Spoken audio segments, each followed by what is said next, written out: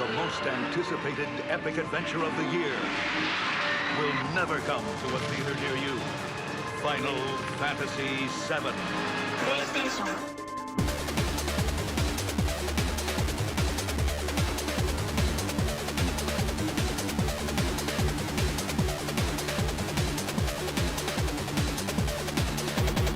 Hello one and all, and welcome to my third 90s Cool retrospective. First, let me say that I'm truly grateful to everyone who checked out my movie series. You guys did a great job reigniting the conversation on this awesome genre. With this video, we're covering perhaps the most important part of the topic, because while 90s Cool movies were great, the style never shone brighter than it did in video games. From about 1993 onwards, there were so many badass video games that defined this style. So first, let's define what a 90s cool video game is, as it differs a little from the movies. When I talk about 90s cool, I'm not only referring to games released in the 1990s. 90s cool is a style that started in the early to mid 90s and lasted roughly till the mid 2000s. In video games, a stellar example of this style is Final Fantasy VII. For that reason, I'll use Final Fantasy VII as a model to show and explain exactly what a 90s cool game is. I believe there are 6 core principles that can help us identify a 90s cool game.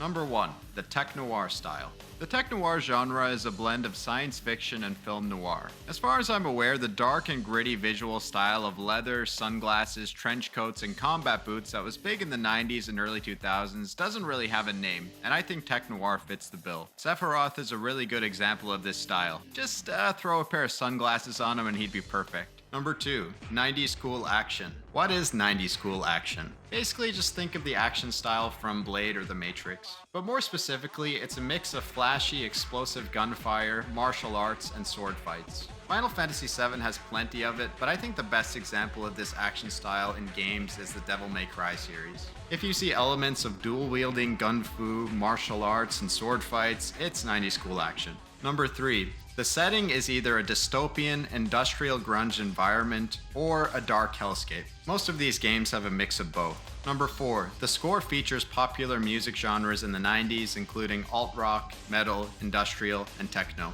Number 5, there are strong elements of cyberpunk, dark fantasy, or both. Number 6, characters with attitude. The primary character with attitude is the stoic badass who mostly lets his gun or sword do the talking. Then you have the louder, anti-authority, in-your-face personality. The game needs to have at least 4 out of 6 of these elements to be considered a 90s cool game. There are some other factors that can sway the game in the 90s cool direction, including a nightclub level, chain smoking, poorly aged futuristic technology, motorcycles, extreme sports, and pseudo-philosophical messaging. The other important criteria of this list is that I'm only looking at games released between 1993 and 2005. I'm starting at 93 for a specific reason, and I'm cutting it off at 2005 because I need to cut it off somewhere. Sorry, No More Heroes, but you're out on a technicality. Also, no handheld games. Now let's get into the list. Here are my honorable mentions.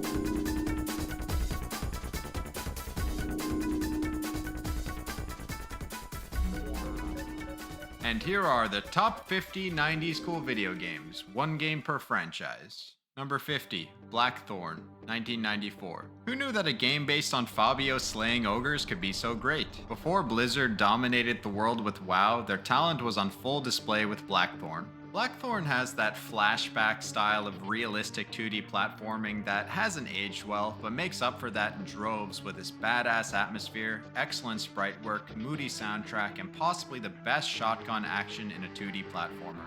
I mean, Blackthorn can do a no-look, behind-the-back shotgun blast. That alone justifies his place in the pantheon of 90s cool. Number 49, MDK2, 2000. MDK is a series that really got overlooked in its time, and I can kind of see why. It's just plain strange with a mix of Golden Age comic book inspiration, 90s cool, Monty Python feeling humor, and a main character who looks like a cross between Pyramid Head and Bat Nipples era Batman. The gameplay is linear run and gun platforming with plenty of interesting powers at your disposal to kick alien ass. Its challenging but straightforward approach is honestly a breath of fresh air. Just expect to die a lot before you get the hang of it. Number 48, Ghost in the Shell, 1997.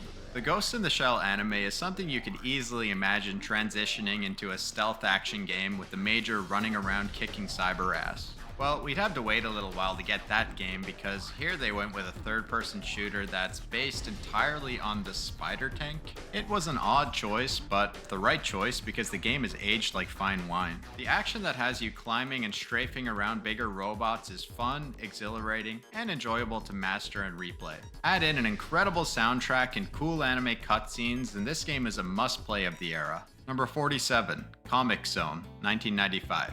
If Comic Zone was trying to simulate the feeling of reading a comic book in video game form, I'd give it an A. If it was trying to simulate the feeling of being bullied and robbed out of your lunch money for reading comic books, also an A. Even though the game is tough, it's totally tubular, dude. It does an excellent job of bringing the comic book experience to the small screen and still looks and plays great to this day. It's such a cool concept that I'm shocked it was never copied. I think with the Spider-Verse style gaining traction in movies, the world is definitely ready for another Comic Zone. Number 46, Mercenaries, Playground of Destruction, 2005. You know, sometimes when I feel like I might break something tonight, I need a game to scratch that itch. Enter Mercenaries. It's a game that delivers 100% of the promise of its cover and title by giving you a playground to just blow up as much crap as possible. Big guns, big tanks, big explosions, a lot of nameless dudes who won't be going home to their families. And not to mention, you can play as Han Solo and Indiana Jones. Remember when games had fun unlockables that you didn't have to pay for? Number 45, Parasite Eve, 1998. Parasite Eve is based on a Japanese horror novel and movie, and carries over the Japanese style of horror quite well. You play as a rookie NYPD cop named Aya. During the worst first date of all time, Aya has a fire lit under her ass to jump into action and stop the evil monster, Eve. The game is a mix of survival horror and RPG elements with random encounters that have this mix of movement, turn-based combat, and a grid-based attack system. It's a fun and unique twist on the old-school JRPG formula, but where the game really shines is in its atmosphere, art design, music, and those 3D cutscenes that were mind-blowing at the time. Remember when we thought video games would never look better than this? Number 44, Indigo Prophecy, 2005. From the outset, Indigo Prophecy will have you wondering if you're playing a game or an interactive movie. As a consequence, it completely lives and dies by its tense, interactive gameplay segments and its story. In those departments, the game succeeds, for the most part. Like many great mystery box stories, Indigo Prophecy grabs you instantly and you'll be on the edge of your seat wondering what's coming next. And while the mystery stays engaging, the plot gets a bit carried away. Despite that, Indigo Prophecy is an engrossing experience that was really unlike anything that came before it and brought a new level of immersiveness to gaming. Number 43, XMen Legends, 2004. While XMen Legends 2 is perhaps a better game, the original means so much more to me. During my childhood, I was a massive X-Men fan, and I can remember reading about this game in a magazine. The idea of playing as all of the X-Men was tantalizing to me, and I'm happy to say that the game lived up to my expectations. Walking around the X-Mansion, talking to the characters, fighting the Brotherhood of Evil Mutants, it was like my dream X-Men game. The gameplay itself was shallow but fun beat-em-up action, but the real highlight was the story, the environments, and all the different X-Men characters and lore that they included. And it had lots of unlockables and team combinations that made it fun to replay. Number 42, Dino Crisis, 1999. Sometimes you get the best results by mashing together two awesome things. Peanut butter and jelly, Hall & Oates, Resident Evil, and Jurassic Park. Okay, Capcom, take my damn money. Dino Crisis is basically the best Resident Evil clone, which means it comes with the good and the bad of being a tank-controlled survival horror game. What differentiates it from Resident Evil is its enemies. Most of us could probably handle a lumbering zombie or two, but would get absolutely minced by a small dinosaur. And guess what? So does our main character. The vulnerability of our hero makes the first part of the game pretty tense. Add in some brain-scratching puzzles that are a little more grounded than the Resident Evil puzzles, and you've got one of the best survival horror experiences of that era. Number 41, Serious Sam: The First Encounter, 2001. Serious Sam is seriously badass and slickly designed. As Sam Duke Nukem Stone, you're thrown into a number of sprawling levels set in ancient Egypt with tons of alien hordes to kill, guns to use, and secrets to find. In an age where feature creep is severely hindering game development, Star Citizen. It's fun to look back at a budget title that was made to be as simple, tight, and effective as possible. Serious Sam looks, sounds, and plays great to this day, and it's readily apparent how it stood against giants and instantly made a name for itself. Number 40, GTA 2, 1999. As a young kid, I wasn't allowed to play the 3D GTA games due to that M rating, but I was able to get away with GTA 2. Consequently, this was my introduction to the series, and it was a damn good one. The top-down 2D GTA games laid out the blueprint that the entire series would follow. The zany humor, the missions, the free-roaming destruction, the satirical radio shows, it all started here. And in hindsight, it aged really well. Compared to something like the Driver series that was antiquated within a few years of its release, I'm glad that Rockstar waited until the next generation to bring the series to 3D. And dare I say it, but while GTA 3 is overshadowed by its PS2 follow-ups, 2 has no such baggage. To this day, it's still worth playing if you want to experience that 2D arcadey style of GTA. Number 39, Shadowrun, Genesis version, 1994. With Cyberpunk 2077 being all the rage these days, it's fun to go back to the cult classic gem of an RPG that did it nearly 30 years earlier. Shadowrun for the Genesis is a surprisingly deep and open RPG for the time. As the protagonist named Joshua, you can play as a samurai, decker, or shaman, and do various missions to level up your skills as you try to solve the mystery of your brother's death. The story was quite ahead of its time as it featured 3 branching paths that could be done in any order. The game could get a little grindy at times, but it's worth sticking through to experience that great old school version of the Shadowrun tabletop universe. Number 38, Siphon Filter, 1999. Siphon Filter has quite a rich and original premise. You play as Gabe Logan, a badass super agent for the agency who is trying to stop a group of terrorists from releasing a virus that could end the world. Okay, it's not so original, but that's kind of the point. Siphon Filter was one of the first games that made you feel like you were in the middle of an action movie. It has a great host of weapons and locations and solid voice acting for the time. The stealth and action gameplay, however, is pretty dated, but sometimes you have to look at a piece within its historical context, and the action genre would never be the same without Siphon Filter, or the taser for that matter. Burn, baby, burn, Disco Inferno. Number 37, Time Crisis, 1995.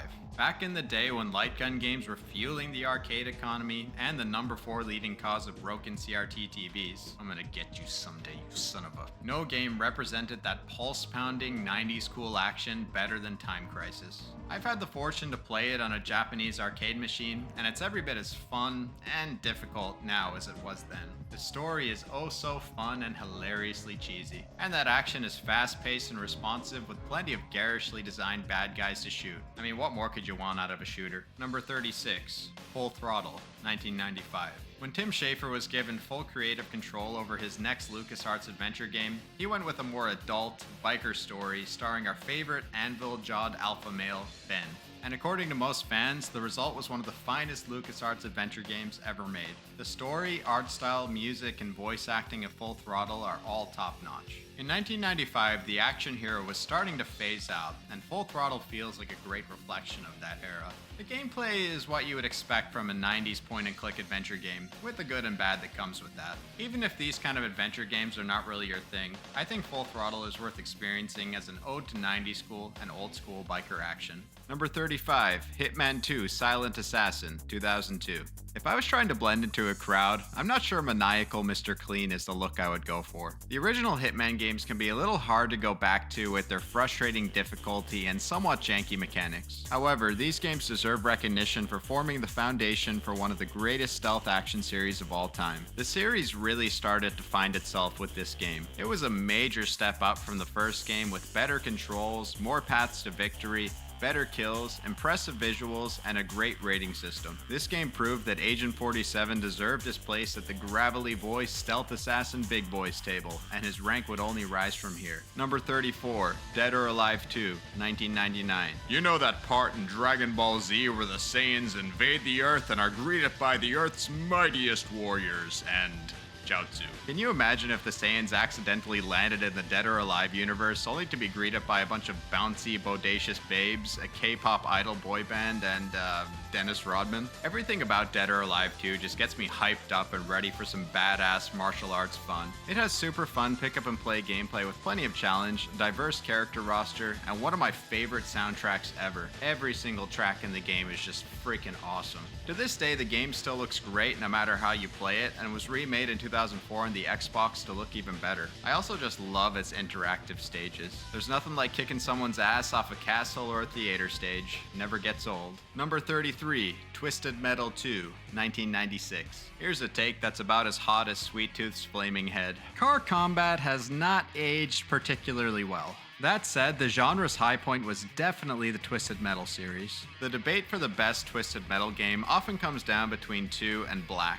Overall, I prefer the campy, tongue-in-cheek style of 2. I mean, I love Black, but my god, is it ever the most mean-spirited thing ever made. I wanted to play a game, not lose my faith in humanity. Twisted Metal 2 has a ton of great stages, an awesome roster of badass characters with memorable stories, and a great grungy art style. But my favorite part of the game has always been that lovable bastard Calypso. His ability to maniacally twist the contestants' wishes makes the ending so much fun to go back to.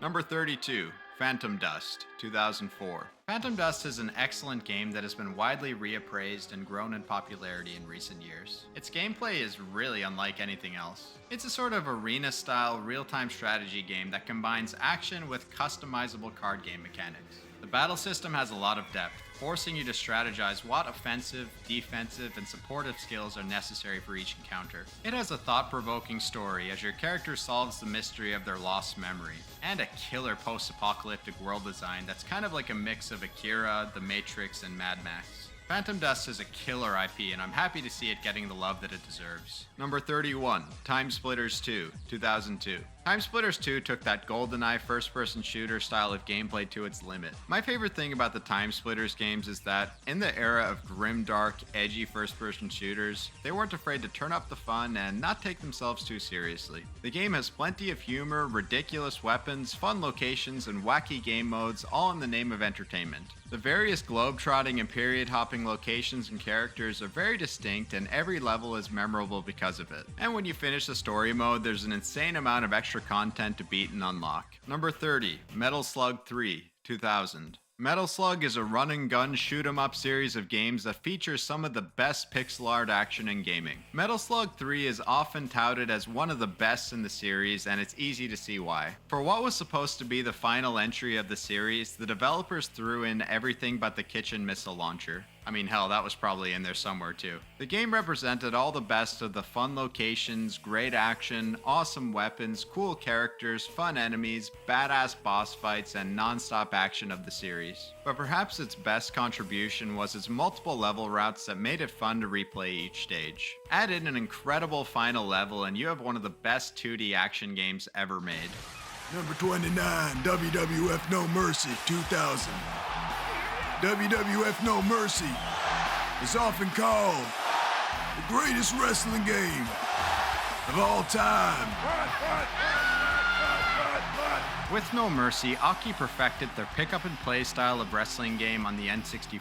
Its controls were simple enough for newcomers and complex enough to keep veterans playing. It's because of this amazing gameplay that the game still has a thriving mod scene and player base to this day. The customization is great, the story mode with branching paths was a game changer, and it did an amazing job capturing the greatest era of wrestling, the WWF Attitude Era. I mean, hell, you know a game must be good when it was widely released with a save file destroying bug and people still have good memories of it. Number 28, Tomb Raider, 1996. Tomb Raider is the game that millions of teenage boys bought for the polyboobs and stayed for the great adventure. I mean, seriously though, can we just have like a little moment of shame here? How in the world was any polygon that came out of the PS1 ever considered sexy? For God's sakes, her boobs are lethal weapons. Jokes aside, Tomb Raider holds up quite well to this day. The levels are well designed, fun to explore, and filled with puzzles to solve and secrets to find. There was clearly a lot of love and care put into its dark, mysterious atmosphere that felt like a great Indiana Jones-style adventure. The controls, on the other hand, are a little tough to go back to and take some getting used to.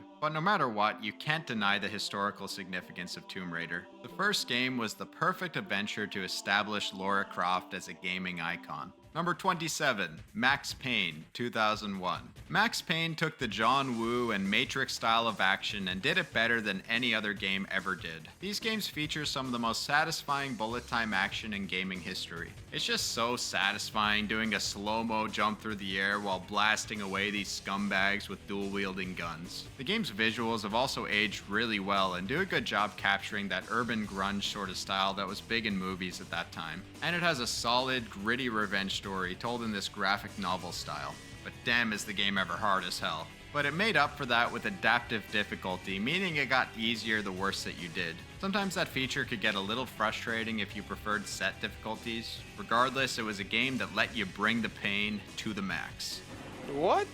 Yeah, I just made that joke. What you gonna do, eh? You think I'm here to make you laugh? Meant to amuse you? Number 26, Crash Bandicoot Warped, 1998. It always makes me a little sad that Crash is no longer at the top of the mascot mountain and feels like a relic of the 90s. Because make no mistake about it, there was a time that the Crash Bandicoot series stood on nearly equal footing with Mario and Sonic. And his last game on the PS1, Warped, perhaps best represents Crash in his prime. Warped refined the series in a way that most excellent sequels do, with tighter controls, expanded movesets and power-ups, improved level designs, and tons of gameplay variety. You could tell that Naughty Dog threw in everything to take the series to that next level of platforming excellence. The game got a little carried away sometimes with the amount of vehicle levels, but you have to give it points for ambition, because that ambition is what made it one of the best platformers of the 90s. And on top of all that, it's one of the few PS1 games that has this amazing visual style that still looks appealing to this day.